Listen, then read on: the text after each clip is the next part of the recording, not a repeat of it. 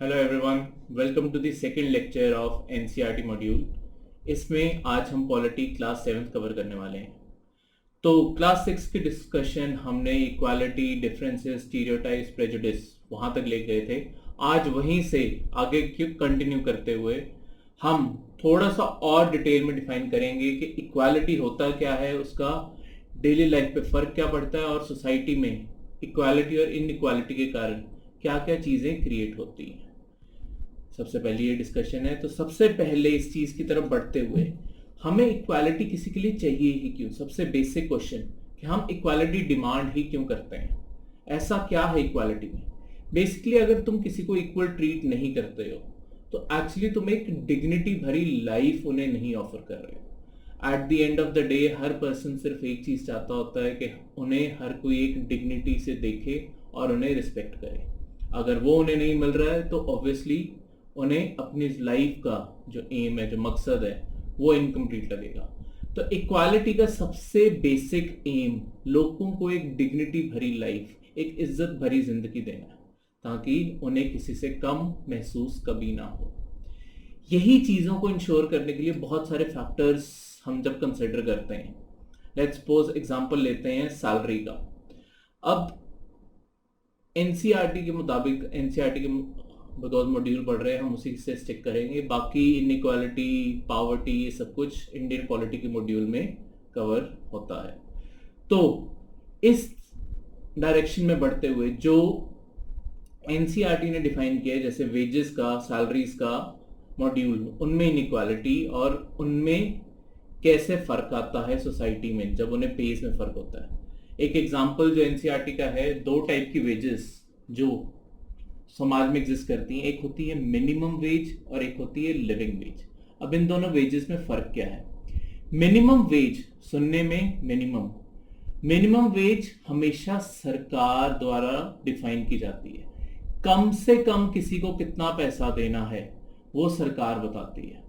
किसी को भी अगर तुम लेट्स सपोज कॉन्ट्रैक्ट के लिए हायर करते हो या कोई आम लेबरर भी होता है, उनकी कितनी मिनिमम कितना पैसा, जरूरी नहीं है कि एक्चुअली हमारे ज़्यादातर मार्केट इनफॉर्मल सेक्टर में चल रही है, यानी कि रजिस्टर्ड वर्कर्स नहीं होते। इस कारण गवर्नमेंट की बहुत सारी गाइडलाइंस नहीं भी मानी जाती, पर जहाँ पे गवर्नमेंट का फॉर्मल सेक्टर में रजिस्ट्रेशन हो जाती है वहाँ पे कम से कम मिनिमम पे देनी ही पड़ती है। अब ये मिनिमम पे क्या होती है? मिनिमम पे किसी चीज़ के ऊपर बेस हो भी सकती है और नहीं भी हो सकती। सरकार कोशिश ज़रूर करती है कि एक इंसान की सारी ज़रूरतें काउंट करके एक मिनिमम सैलरी डिफाइन कर दी जाए, पर जैसे एक आम डेली लेबरर को लगा के चलो जो रोज की दिहाड़ी कमा के अपना घर चला रहा है, सबसे बेसिक जरूरतें आज के टाइम में क्या हैं? आज के मॉडर्न टाइम में अगर देखें, पुरानी मूवीज में जैसे कहते होते थे तीन जरूरतें जो होती थी, रोटी, कपड़ा और मकान, आज थोड़ी उससे आगे बढ़ गई हैं जरूरतें। आज एजुकेशन, हेल्थ और इंटरनेट, इन तीनों के बिना भी जिंदगी नहीं है।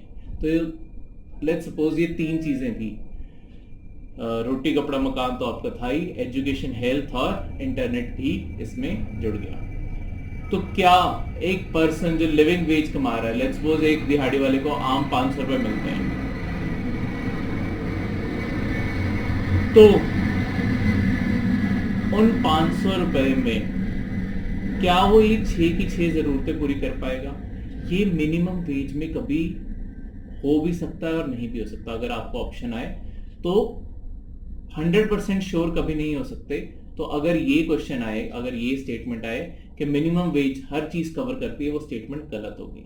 मिनिमम वेज सिर्फ एक बेस लाइन डिफाइन करती है कि इससे कम ना पे करो, पर उस चीज से क्या एक पर्सन की सारी जरूरतें पूरी हो रही है या नहीं, ये कभी नहीं इंश्योर किया जा सकता।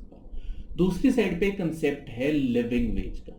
लिविंग वेज का मतलब है कि कम से कम एक बेसिक स्टैंडर्ड की जिंदगी जीने के लिए आपको कितने पैसे चाहिए।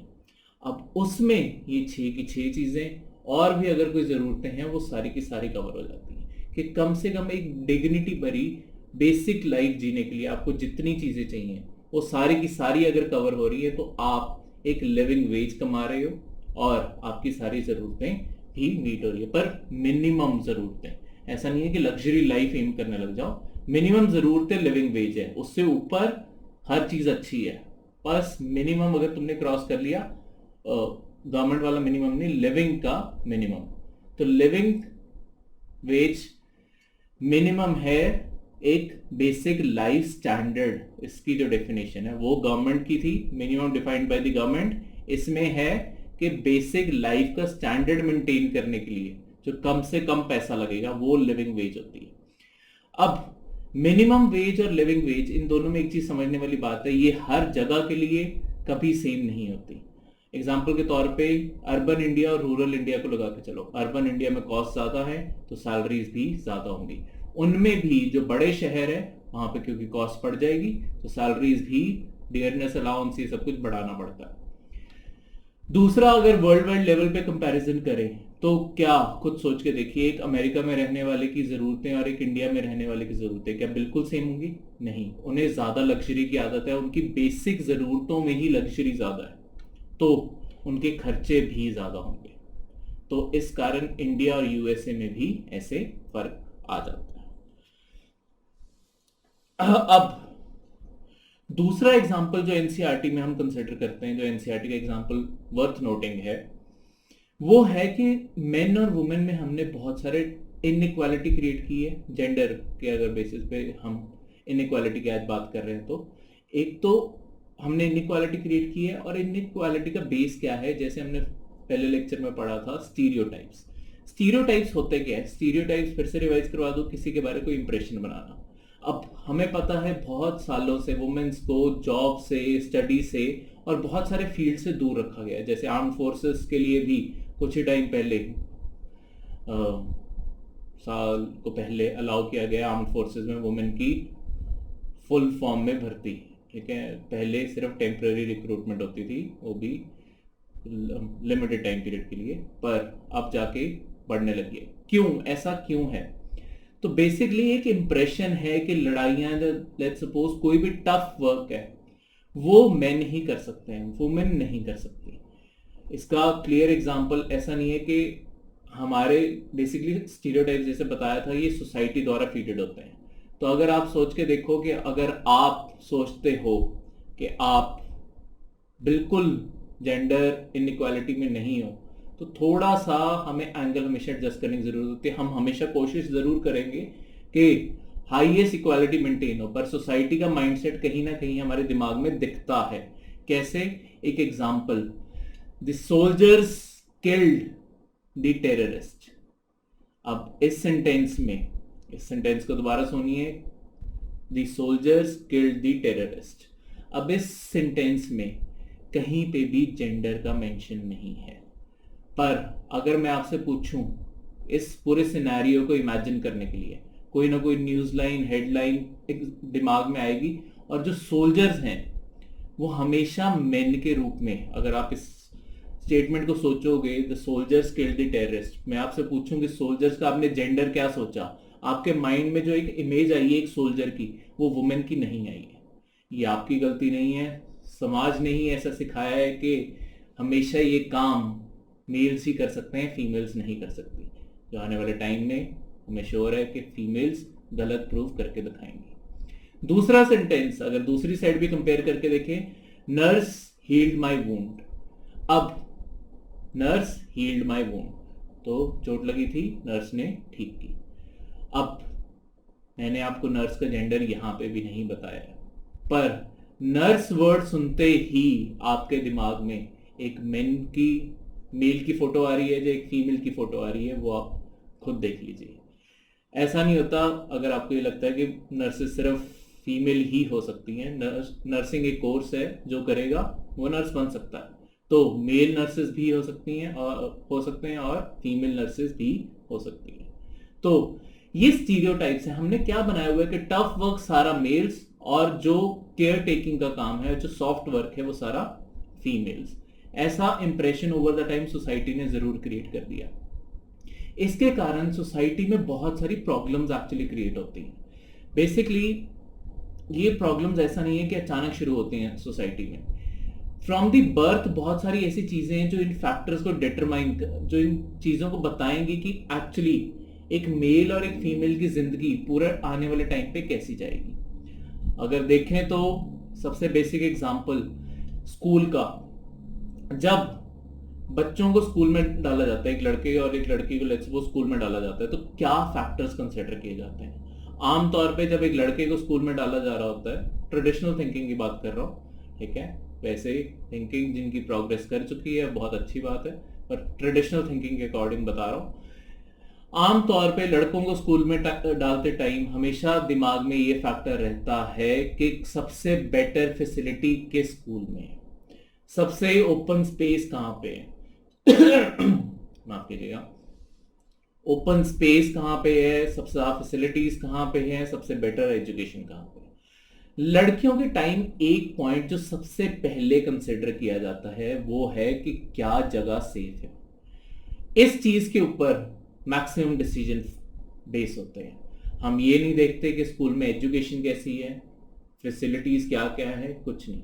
अगर वो जगह सेफ नहीं है तो फैसिलिटीज मैटर नहीं करेंगी। ये समाज की सोच वुमेन्स को ओवर द टाइम वैसे ही थोड़ा सा पीछे धकेल देती है, बिकॉज जहां पे लड़कों को बेटर फैसिलिटीज मिल रही हैं, लड़कियों को सिर्फ सेफ्टी पॉइंट ऑफ व्यू से स्कूल चूज किए जा रहे हैं, तो घर के सबसे पास हो, सेफ हो, ऐसे फैक्टर्स को कंसिडर करके उनकी ग्रोथ, उनकी डेवलपमेंट को हैम्पर कर दिया जाता है, डैमेज कर दिया जाता है। अब इसमें और भी चीजों का रोल है, जब हम भी या पेरेंट्स हर कोई डिसाइड करता है चेंज करने को। हमेशा सोसाइटी में स्कोप ओपन रहता है कि सोसाइटी हमेशा अपने आप को ज़्यादा बेटर बना सकती है। अब इसमें स्कोप क्या है? तो बेसिकली जैसे हमारे माइंड में स्टीरियोटाइप्स कैसे बने हुए हैं, अगर मैं आपको बोलूं कि आपको आपने किसी के घर जाना है, उनका एक बॉय है और एक गर्ल है, तो दो बच्चे हैं उनके, आप सोचते हो उनके लिए खिलौने ले जाएं, टॉयज ले जाएं, तो एक लड़के के लिए आप क्या टॉय लेके जाओगे और एक लड़की के लिए क्या टॉय लेके जाओगे? इस लेक्चर को कंसिडर करते हुए ना सोचिए, जो टिपिकली आपने फैसला देना था वही सोचिए। आम आंसर जो हमेशा आता है वो ये है कि जो बॉयज हैं उन्हें कोई कार या कोई एक्शन फिगर, और लड़कियों के लिए या टेडी बेयर या कोई बारबी डॉल, वैसा कुछ। तो हमने क्या किया, हमने बिना बच्चे की मर्जी जाने या बच्चे का टेस्ट जाने बच्चे को खुद ही फिक्स कर दिया कि उसे कौन से टॉयज से खेलना चाहिए और कौन से टॉयज से नहीं खेलना चाहिए। जेंडर, हमने टॉयज तक को जेंडर स्पेसिफिक कर दिया, जहां पे कम से कम इक्वालिटी हमेशा एग्जिस्ट करनी चाहिए थी। तो ये एक सोसाइटी में बहुत बड़ा ड्रॉबैक हमेशा से रहा है। ऐसी बहुत सारी, अब ये तो सिर्फ एक एग्जांपल जेंडर बेसिस पे था, कास्ट सिस्टम में बहुत सारी इनइक्वालिटीज रही हैं, जिसके कारण कास्ट सिस्टम इतना डेरोगेटरी बन गया था कि लोगों को एक डिग्निटी भरी लाइफ नहीं दी जा रही थी। यही सब कुछ सोचते हुए जेंडर डिस्क्रिमिनेशन हो गए, कास्ट डिस्क्रिमिनेशन हो गए। तीसरा, इंडिया में बहुत सारे रिलीजन्स हैं, हमें ये खतरा था कि रिलीजन्स आपस में, एक रिलीजन को डोमिनेट ना करे, दूसरे को हार्म ना हो, कुछ भी ऐसा ना लगे, इस कारण हमें उन्हें भी प्रोटेक्ट करना जरूरी था। हमारे यहाँ पे बहुत सारी लैंग्वेजेस बोली जाती हैं, ऐसे ना हो कि कोई एक लैंग्वेज के ग्रुप दूसरों को उनकी लैंग्वेज बोलने ना दे। तो हमने सबकी रिस्पेक्ट करने के लिए कॉन्स्टिट्यूशन में इक्वालिटी को एक बेसिक प्रिंसिपल बना के रखा हर जगह। प्रीएम्बल में भी लिखा, फंडामेंटल राइट्स में भी है, डीपीएसपी में भी बहुत सारी चीजें हैं, और तुम्हारे फंडामेंटल ड्यूटीज में भी हर सिटीजन को ड्यूटी दी जाती है कि आप अपने फेलो सिटीजन्स के साथ एक इक्वालिटी ग्राउंड पे ट्रीट करो, उन्हें अच्छा, उनके साथ ट्रीटमेंट करो, उन्हें इक्वल फील करवाओ। एक स्कूल में प्लेज भी लेते होते थे, अगर याद हो, all Indians are my brothers and sisters. तो बेसिकली उस जो प्लेज का एम था वो ये था कि हर कोई अपने साथ वालों को रिलीजन, कास्ट, जेंडर, किसी चीज के ऊपर ना जज करते हुए उन्हें बिल्कुल इक्वल फुटिंग पे ट्रीट करें, ठीक है ना। आप किसी को, अगर अगला फैक्टर कंसिडर जैसे करें तो प्रॉस्पेरिटी में भी कोई अमीर या गरीब में फर्क ना करो। ऐसा नहीं है कि अगर आपकी गाड़ी में एक रिक्शे वाले ने आके पीछे से ठोक दिया, उसे आप मारने में पड़ गए, पर वही एक BMW वाले ने ठोका तो उसे बस बोल के चलो कोई बात नहीं, हो जाता है, चल पड़े। गलती दोनों से हुई है, बराबर ट्रीटमेंट दोनों साइड। मैं ये नहीं कह रहा हूँ कि लड़ना जरूरी है, माफ करना है तो उसे भी करो, एक साथ लेके चलो सब। तो यही बात हमारे कॉन्स्टिट्यूशन ने बार बार इन्फोर्स करवाने के लिए, equality one of the basic principles हमारे कॉन्स्टिट्यूशन का बनता है। अब जब हम वुमेन को एक हाउस होल्ड, अब वुमेन को आम हाउस होल्ड रोल्स में ज्यादा इमेजिन किया जाता है। अगर आपसे मैं पूछूं कि घर पे खाना कौन बनाता है, ज्यादातर आंसर या मैक्सिमम आंसर या तो मदर जाएगा, अगर हाउस हेल्प भी है वो भी ज्यादातर फीमेल ही होगी, वो भी बिकॉज कहीं ना कहीं जाके अपना घर भी संभाल रहे हैं। तो अल्टीमेटली फैक्टर क्या आता है, वुमेन्स को हम एक हाउस रोल में इमेजिन करते हैं कि घर संभालना वुमेन्स का काम है, मेन का काम वुमेन का काम है, मेन का काम नहीं है। तो अब होता क्या है, जब हमने वुमेन को बोला कि आपको घर संभालना है, आजकल के मॉडर्न टाइम में ज्यादातर वुमेन अब वर्किंग भी हो गई हैं, अब उनके ऊपर डबल बर्डन क्रिएट हो गया है, इसे कहते हैं डबल बर्डन। अब वो बाहर भी काम करती हैं, पर घर की जिम्मेदारी का काम जो एक्चुअली बहुत हैवी काम होता है वो भी उनके सिर पड़ता है। तो ये फैक्टर भी कंसिडर करने वाला है कि वुमेन्स को यहाँ पे भी फॉर ग्रांटेड लेके ही एक तरह से इनइक्वल फुटिंग्स पे ट्रीट जरूर किया जाता है। अब अगर आगे बात की जाए कि इक्वालिटी कैसे बढ़ाई जा सकती है, तो दो तरीके हैं। एक तो हम अपने लेवल पे इक्वालिटी कैसे बढ़ा सकते हैं, और दूसरा सरकार कैसे इक्वालिटी बढ़ा सकती है। हम सोच के देखें कि हम एज ए इंडिविजुअल इक्वालिटी कैसे बढ़ा सकते हैं, तो सबसे बड़ी बात दो फैक्टर्स पे डिपेंडेंट है कि हम पेश कैसे आते हैं।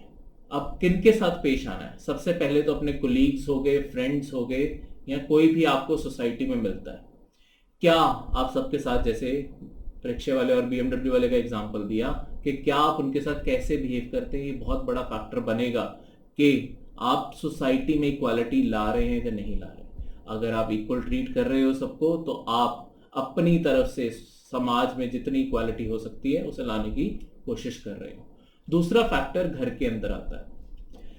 अगर लेट्स सपोज कोई भी फैमिली का डिसीजन है, आप बड़े छोटे सबको इन्वॉल्व करके उन डिसीजन को लेते हो, तो एक्चुअली अल्टीमेटली हो क्या रहा है, चाहे वो छोटा हो, उसका ओपिनियन ज़्यादा मैटर ना करता हो, ठीक है, और बहुत ही नादान ओपिनियन हो, पर एटलीस्ट आपने उनसे पूछा कि क्या आपको ये चीज़ सही लगती है, या आप इसके बारे में क्या सोचते हो। कोई भी विचार आए, कई बार अच्छा विचार भी आ सकता है जो आपके शायद माइंड में ना भी आया हो, आपने उनकी तरफ उम्र में, चाहे वो छोटे हैं चाहे वो कम एक्सपीरियंस वाले हैं, आपने उनकी तरफ कम से कम फैमिली डिसीजंस में इन्वॉल्व करके उनकी तरफ इक्वालिटी दिखाई है। वो इक्वालिटी जो फैमिली में एक डेमोक्रेटिक वैल्यू इंश्योर करने में हमेशा हेल्प करेगी, कि फैमिली में हर डिसीजन साथ में लिया जाता है सोच के। सुनने को बहुत ही अच्छा लगता है, पर ज़्यादातर घरों में नहीं होता। अगर होता है तो बहुत अच्छा है, नहीं होता तो कोशिश कीजिए अपनी तरफ से कि आप सबको साथ लेके चल पाए इस चीज में। अगली चीज है कि सरकार इस इक्वालिटी को कैसे इंश्योर कर सकती है। तो सरकार अपनी तरफ से एक तो लॉज बनाती है, लॉज को इम्प्लीमेंट करवाना बहुत जरूरी है। दूसरा, सरकार अवेयरनेस कैंपेन्स चला सकती है, ये सारी चीजों से सरकार इक्वालिटी इंश्योर कर सकती है। तीसरा एक और पिलर है जिसके थ्रू हम इक्वालिटी समाज में बढ़ा भी सकते हैं, और इक्वालिटी कई बार वो डैमेज भी करती है, वो है मीडिया। इसमें आपका टीवी मीडिया भी आ गया, न्यूज़ मीडिया भी आ गया, मूवीज भी आ गई, सोशल मीडिया भी आ गया। अब बात करें टीवी इंडस्ट्री और मूवीज की, जो सबसे ज़्यादा पॉपुलर है, तो टीवी इंडस्ट्रीज में कई बार वुमेन को एक टिपिकल घर संभालने वाली औरत दिखाया जाता है, काम नहीं करती, घर पे रहती हैं, ठीक है, कोई आज़ादी नहीं दी जाती उन्हें। उसके बाद वही कैसे साड़ी डाल के सारा टाइम रहना है, कैसे घर संभालना है, क्या अच्छी चीज़ है क्या बुरी चीज़ है, देखा ही है सास उनकी कैसे लड़ती होती है इस शो में। तो वो क्या है, दिखने में चाहे जैसा मर्जी लगता हो, पर ज़्यादातर इंडियन हाउस होल्ड्स में अगर आप स्टैटिस्टिक्स पढ़ोगे, मैक्सिमम हाउस होल्ड में वो शो इसीलिए बन रहे हैं क्योंकि ज़्यादातर हाउस होल्ड्स देख रहे हैं उन्हें। कहीं ना कहीं माइंड में ऐसे लोगों के ऐसे फैक्टर क्रिएट होता है कि एक आइडल हाउस वाइफ या वाइफ ही, हाउस वाइफ तो बाद में बनाते हैं, पहले वाइफ ही कैसी होनी चाहिए, उसका पहला रोल ही उन शोज ने ऐसे दिखाया होता है कि हाउस वाइफ ही होनी चाहिए। कभी किसी वुमेन को इंडिपेंडेंट, वर्किंग, सक्सेसफुल ऐसी चीज़ें दिखाएंगे नहीं, दिखाएंगे तो थोड़ा टाइम दिखाएंगे, बाद में उसे घर पे ही रखना शुरू कर देंगे। ये फैक्टर लॉन्ग टर्म में लोगों की मेंटालिटी पे फर्क जरूर डालता है। ये हुआ नेगेटिव रोल मीडिया का। पॉजिटिव रोल अगर देखें, जैसे कि दंगल जैसी मूवीज, आर्टिकल 15 जैसी मूवीज, जिनका बहुत ही पावरफुल रोल एक्चुअली समाज में रहा है। न्यूज़ भी बहुत बड़ा काम करती है ऐसी चीज़ों को एक्सपोज करके जो समाज में होती हैं, जिसके थ्रू इक्वालिटी और इनइक्वालिटी के बहुत सारे एग्जाम्पल सामने आते हैं। तो फर्क करने वाली चीज़ है कि हमें मीडिया में क्या दिखाना चाहिए, क्या नहीं दिखाना चाहिए, जिससे समाज ज़्यादा बेटर हो सके। अब एनसीईआरटी ने 2 ऐसी वुमेन्स का एग्जाम्पल दिया हुआ है जिन्होंने अपनी लाइफ में बहुत सारे ऑड्स, बहुत सारी मुश्किलों को पार करके जो उनका एक्चुअली ड्रीम था और जिन्होंने बहुत वुमेन एम्पावरमेंट के लिए लड़ाई लड़ी, ठीक है, उनका एग्जाम्पल दिया हुआ है। एक तो पंडिता रमाबाई और दूसरी राजसुंदरी देवी जी। पंडिता रमाबाई, उन्हें पंडिता बेसिकली इसलिए बोला जाता था बिकॉज उन्हें संस्कृत आती थी। संस्कृत हमेशा से वेदों की लिखी हुई, वेद संस्कृत में लिखे गए हैं, तो एक ब्राह्मण लैंग्वेज मानी गई है बिकॉज पुराने ज़माने में ब्राह्मण लैंग्वेज में कोई कास्ट सिस्टम से रिलेट नहीं करना चाहता, पर पुराने ज़माने में बिकॉज ब्राह्मण्स ही अलाउड थे वेद पढ़ने के लिए, रिसाइट करने के लिए, वो सब कुछ, इस कारण ब्राह्मणिकल लैंग्वेज। और एंशिएंट इंडिया जब हम पढ़ेंगे हम देखेंगे कि संस्कृत को जानबूझ के इन्फोर्स इसलिए भी किया जाता था ताकि कास्ट डोमिनेशन बनाई जाए, इसलिए मैंने उसे ब्राह्मण लैंग्वेज बोला है। इस टाइम कोई फर्क नहीं है, हर कोई उस लैंग्वेज को जैसे सीखना चाहे सीख सकता है। तो उन्हें संस्कृत आती थी, उन्होंने अपने पेरेंट्स से सीखी थी, इस कारण लोग उन्हें पंडिता भी कहते होते थे। उन्होंने वुमेन्स के लिए बहुत सारे काम किए, पुअर वुमेन को एजुकेशन देने की मुहिम भी छेड़ी थी उन्होंने खेड़गांव में 1898 में, जहाँ पे उन्होंने बहुत सारी गरीब महिलाओं को पढ़ाने में, लिटरेट करने में बहुत ज़्यादा हेल्प की थी ताकि वो अपने आप में सक्षम हो सके। दूसरी साइड है राजसुंदरी देवी। राजसुंदरी देवी जी बेसिकली फेमस हैं अपनी ऑटोबायोग्राफी लिखने के लिए। उन्होंने अपनी आत्मकथा खुद लिखी, उनकी ऑटोबायोग्राफी उन्होंने बांग्ला लैंग्वेज में लिखी। उनकी ऑटोबायोग्राफी का नाम है अमार जीवन। तो ये चीज़ों को याद रखना। उसके बाद ये सारी चीज़ें, अमार जीवन बांग्ला लैंग्वेज में राजसुंदरी देवी। अब ये ऑटोबायोग्राफी ज़रूरी क्यों है? ये इंडिया की पहली ऑटोबायोग्राफी है जो एक फीमेल ने लिखी है, इंडियन फीमेल ने लिखी है। फॉरेनर्स जो इंडिया में रहे हैं ब्रिटिशर्स के टाइम, उन्होंने जरूर लिखी। ये फर्स्ट इंडियन वुमेन थी जिन्होंने अपनी ऑटोबायोग्राफी लिखी। तो राजसुंदरी देवी जी इसलिए बहुत ऑड से लड़ने के बाद, पहले पढ़ाई करना और उसके बाद अपनी पूरी जिंदगी उस किताब में लिख देना, अमार जीवन में, बांग्ला लैंग्वेज में लिखी हुई किताब, बहुत ही सक्सेसफुल चीज़ है। उनका एक सपना था एक मैन्यूस्क्रिप्ट। मैन्यूस्क्रिप्ट होते हैं, मैन्यूस्क्रिप्ट का मतलब है मैनुअली लिखे हुए स्क्रिप्ट, हाथ से लिखे हुए स्क्रिप्ट। तो पुराने स्क्रिप्ट एक उनका पढ़ने का सपना था, जिस स्क्रिप्ट का नाम था चैतन्य भगत, जिसका मतलब होता है लाइफ ऑफ अ सेंट। वो उसे भी पढ़ना चाहती थी पर पढ़ नहीं पाई, क्योंकि पुराने ज़माने में ऐसी चीज़ें, वेद, मैन्यूस्क्रिप्ट्स कई वुमेन की रीच से बहुत ज़्यादा बाहर रखे हुए थे, ठीक है। पर उन्होंने इसकी इच्छा हमारे जीवन में ज़रूर प्रेजेंट की है। अब नेक्स्ट आते हैं इंडियन कॉन्स्टिट्यूशन पे। इंडियन कॉन्स्टिट्यूशन को एक स्पेसिफिक वर्ड से रेफर किया जाता है। दो एक्चुअली वर्ड्स है, अगर हम उसे ब्रेक करके देखें, कि इंडिया का कॉन्स्टिट्यूशन ऑर्गेनिक है और लिविंग है। अब इन दोनों वर्ड्स का मतलब क्या है? ऑर्गेनिक वर्ड का क्या मतलब है? अब इसमें कोई खाद तो डली नहीं हुई। ऑर्गेनिक वर्ड का मतलब होता है कि ये लगातार, अब ऑर्गेनिक चीजें होती क्या? ऑर्गेनिक जैसे आपकी नेचर होगी, पेड़ पौधे सब कुछ लगातार वो इन्वायरमेंट में बढ़ते जा रहे हैं, इंसान हम खुद भी लगातार बढ़ते रहते हैं, इवॉल्व होते रहते हैं। तो हमारा इंडियन कॉन्स्टिट्यूशन ऐसा नहीं है कि जो 1950 में लिख दिया गया वो वैसे का वैसे ही पड़ा है। लगातार उसमें अमेंडमेंट किए गए हैं, लगातार चेंज किए गए हैं, जैसे समाज को जरूरत आती गई उनके चेंजेस होते रहे। तो वैसे ही उसे इसलिए रेफर किया जाता है कि वो ऑर्गेनिक है, वो लगातार ग्रो कर रहा है, वो लगातार बढ़ रहा है और अब सारे सिटीजन्स की जरूरतें पूरी कर रहा है। दूसरी साइड पे लिविंग डॉक्यूमेंट उसे क्यों बोला जाता है? देखिए, अल्टीमेटली इंडियन कॉन्स्टिट्यूशन है तो एक किताब ही। अगर आप ये मान के चलें कि उस किताब के पन्ने जो हैं, किताबें तो घर पे बहुत होंगी, उन पन्नों को अगर आप पढ़ोगे नहीं तो उस किताब का फायदा क्या है? वो किताब साइड में पड़ी रहेगी, बस उसका कोई रेलेवेंस नहीं है। लिविंग डॉक्यूमेंट का मतलब है कि ये जो कॉन्स्टिट्यूशन है समाज में एग्जिस्ट भी कर रहा है, लागू भी हो रहा है और हर इंडियन सिटीजन इसे फॉलो भी कर रहा है। अगर ये कॉन्स्टिट्यूशन वैलिड ना होता, अगर लोग ही इसे मानना बंद कर देते हैं, तो ये कॉन्स्टिट्यूशन का कोई वजूद ही नहीं रहता। बिकॉज अल्टीमेटली ये किताब ही है, पढ़ना छोड़ दोगे, उसके प्रिंसिपल मानना छोड़ दोगे, किताब सिर्फ एक शेल्फ पे पड़ी हुई चीज़ बन के रह जाएगी, उसका आपकी ज़िंदगी में या पूरी पॉलिटिकल सोसाइटी में कुछ लेना देना रहेगा ही नहीं। तो इस चीज़ को कंसिडर करने वाली बात है कि वो एक लिविंग डॉक्यूमेंट है और एक ऑर्गेनिक डॉक्यूमेंट है। ये जब हम मेंस के क्वेश्चन लिखते हैं इंडियन कॉन्स्टिट्यूशन के ऊपर, अगर कोई क्वेश्चन लिखना है, एक अच्छी इंट्रोडक्शन इन 2 वर्ड्स को यूज करके भी बन सकती है। तो इन 2 वर्ड्स को याद रखिएगा। बहुत सारे मेंस के जो क्वेश्चंस हैं वो भी एनसीईआरटी पढ़ने के बाद सॉल्व हो सकते हैं और बहुत ही अच्छा मटेरियल एनसीईआरटी के थ्रू निकल आता है जो एग्जाम में एक्चुअली क्वेश्चन आते हैं, कुछ पॉलिटी के और कुछ इंडियन सोसाइटी के भी। तो इस कारण ऐसे कुछ वर्ड्स को, कुछ पॉइंट्स को याद रखते रहिएगा, ताकि हम जब बाद में प्रीवियस ईयर पेपर मेंस के कुछ स्टडी करें तो तब मैं बताऊंगा कि ये वहां से चीज़ आप डिराइव कर सकते थे और बेटर आंसर लिख सकते थे।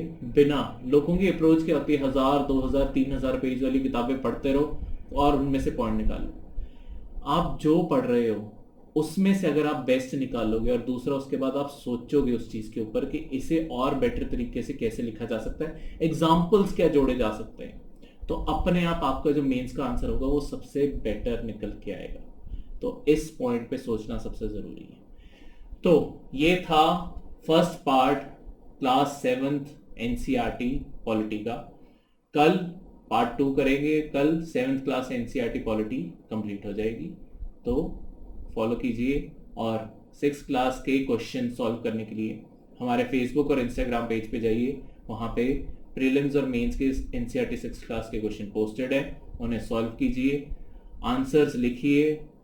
पहले स्टार्टिंग में आंसर लिखने मुश्किल भी लगते हैं, समझ नहीं आता क्या कंटेंट लिखें, पर एक शुरुआत करनी ज़रूरी है कि जो आपने लिखा है, चाहे जैसा मर्जी लिखा हो, जो भी आपका लाइफ में एक्सपीरियंस रहा है, कुछ भी, उसके मुताबिक लिखना शुरू कीजिए।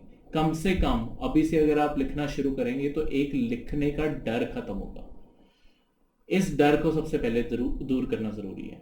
अगर आंसर कैसे लिखने हैं, कैसे आंसर होना चाहिए, क्या क्या कंटेन करना चाहिए, उसके लिए आप हमारे इसी YouTube चैनल के ऊपर एक वीडियो देख सकते हैं। आंसर राइटिंग के ऊपर वीडियो पहले ही डाला हुआ है, उस पूरी वीडियो को देखिए, सारे पॉइंट्स उसमें डिस्कस किए हुए हैं और आपको बहुत ज़्यादा हेल्प करेंगे एक अच्छा आंसर लिखने के लिए। थैंक यू, कल मिलते हैं।